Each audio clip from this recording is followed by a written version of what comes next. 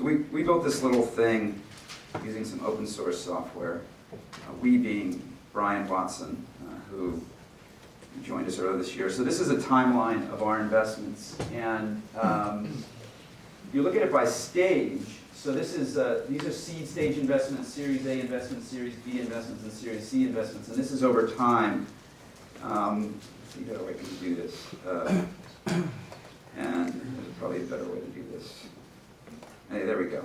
So you can see kind of, as we started out our firm, we were mostly investing in seed stage stuff. We were doing a little bit more later stage.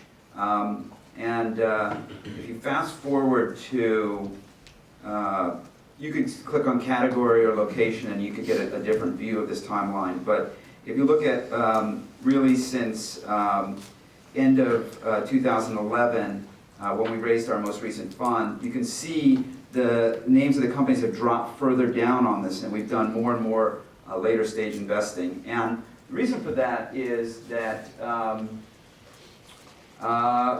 because everybody's kind of moved to this, you know, seed investing, buying convertible notes, backing, you know, Y Combinator teams, funding college dropouts type thing. And a lot of these companies, you know, Adi, the founder of YouNow, is in his 40s or late 30s. Sandy from Pollenware is in his early 40s. These guys are in London. They're probably in their mid-30s. Scott was late 30s. So, you know, we're doing the opposite for that very reason. You know, if everybody's doing something, I don't want to be doing it. And so I think you got to be contrarian about your contrarianism. I like that. What are some other good strategies apart from contrarianism? You know, let's say for the big players in the valley that you admire but you don't necessarily follow. Well, look, Andreessen Horowitz, I hate to keep harping on them, but you know they've done some really, really smart things. They've built a Fortune 500 company, right? I mean, they've built this company with an executive team. They've got a VP of HR, a VP of engineering, VP of marketing, VP product. Like, they look like a big hierarchical company. And when you take money from them, you basically get to leverage all of those resources. They just have hundreds of employees now, right? And those employees are actually designed to help their portfolio companies. And this is how they compete in the market, and it's how they win in the market. We don't use that strategy for a whole bunch of reasons, but I think it's been a very effective strategy for them, and I think that they've gone, I mean, you know, it doesn't hurt to have, you know, the guy who wrote the Netscape browser as the lead partner in your firm, but they've gone from a startup venture capital firm in 2007 or 2008 or 2009, I don't exactly remember when it wasn't that long ago, probably being the top firm in Silicon Valley in 3 or 4 years. So, you know, whatever they're doing it right. So, I'm an MBA student here, and while I love the idea of being the rebel, the contrarian, and I feel like at heart I am one, but coming to business school, I question what does that even really mean, because fine, like the consulting and the consultants and the bankers aside, but you know, there are plenty of my classmates who want to go to VC or go to Silicon Valley or start companies, so nothing really feels contrarian anymore. Well, none of those are contrarian. Exactly. So I mean, and so I'm just wondering, what is really being contrarian? I love the idea of the 18th meridian. I think the 18th meridian is the part of the world that goes from like Finland down through Estonia, down through Bulgaria, down through Croatia, and down into the Middle East, and then down into Africa and South Africa, right? Like,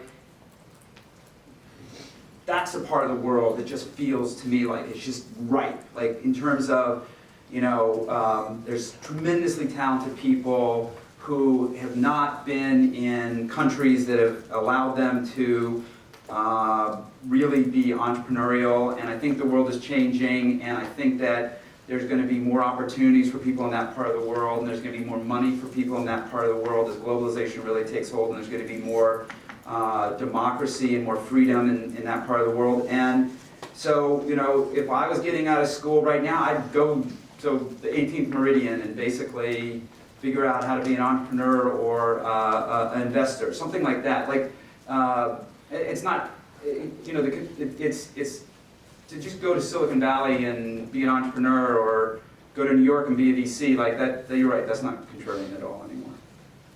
To be contrarian to the contrarian questions. One, congrats on the high-low announcement this morning. Thank you. Two, that's a little bit different in terms of, that's a company where there was a kind of a given revenue model. It was pretty obvious as to how they were going to create their business and expand, and was something that you guys were considering for about 18 months before the investment was officially announced. Over the course of that time period, how did that progress, and what changed for you guys while putting the money in from a valuation standpoint, and then they achieved their year-end goals and beyond and then said go? But did you then have to put more in for less equity, or what was the... Yeah, we paid a higher price. I mean, the story here is that this is a company in London that had a different approach on the Uber business model. They were focused on the regulated side of the urban transportation market, meaning yellow cabs, black cabs, you know, medallion licensed vehicles, as opposed to the limousine and black car market. And they were in London, and you know, they were nowhere in November or December of 2011 when they came to see us, and they said, you know, we're going to have $100 million of transactions in the London market alone in 2012, and they had just launched. There was 4 or 5 competitors in the market, and we're like, you guys are crazy, crazy. And we passed on it. And they came back a year later, and not only had they done that, but they'd also just crushed it in Dublin, and they were doing great in Toronto, and they were doing great in Boston, and they were in Chicago, and they were coming to New York, and they were going to Tokyo, and I was like, wow, you know, we were wrong. We were basically wrong to pass on it. And so we said, you know what, we're wrong, we'll fix that by making an investment, we paid a higher price. You already got to ask a question. In the hoodie over there. Hi, I'm Isaac. I'm part of Dorman Fund, and you recently wrote about how you haven't made any investments in the last 18 months. Right. I was wondering, I assume that you're intending to make investments in the next year. What, if anything, has changed for you? It's a combination of things. First of all, between 2004, when we raised our first fund, and 2011, over 7 years, I think I made between 2 and 4 investments a year, every year, for those 7 years. And by middle 2011, I was staring at a portfolio that was probably 15, 16 names, most of which, not all of which, needed a lot of time for me, and I made 4 investments in the first half of 2011, all in very early stage companies. And I just realized that I had to stop, that I had to stop making investments. That's one thing. The second thing is, I have 4 partners now who are all in a zone. My partner Albert has just been killing it. I mean, he's had a run over the past 3 or 4 years that is as good of a run as any early stage investor I've seen, including myself. And so I felt like I could step back and let my partners really lead the charge. And they've done a fantastic job. We put out more money in 2012 than any year we've been in business. And then I think the third thing is that I haven't been as inspired by entrepreneurs coming into our office in the past 18 months as I have been in the past. And I don't know how much of that is in my head and how much of that is really in the market. And I think it's a little of both. But those are the 3 factors. And yes, I very much want to do a deal. I'm chomping at the bit, and I will do a deal, but it has to be the right one. In the back. Entrepreneurship has become more and more popular at the business school. I'm wondering if you think entrepreneurship is in a new bubble now. A little. I think it's everybody's doing a startup. Everybody's an angel investor. You know, there's this thing that people talk about, the Series A crunch, and I guess what that really means is it's easy to get angel money, and it's hard when you need real money. And like this is totally true thing going on, which is that it's so much not easier. It's not easier. It's so much less expensive to get a product into the market and get on your way to try to build a company